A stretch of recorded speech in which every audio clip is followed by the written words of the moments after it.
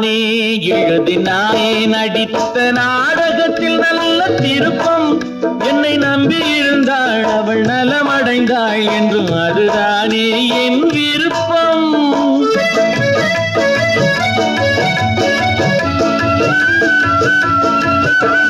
நானே எழுதி நானே நடித்த நாடகத்தில் நல்ல திருப்பம். என்னை நம்பி இருந்தாள் அவள் நலமடைந்தாள் என்றும் அதுதானே என் விருப்பம். எதிர்காலம் ஒன்று புது கோலம் கொண்டு மணவாசல் தேடி வருமே. நல்ல வேளை நான் பிழைத்துக் கொண்டேன். என் காதலை உன்னிடம் அழைத்து வந்தேன்.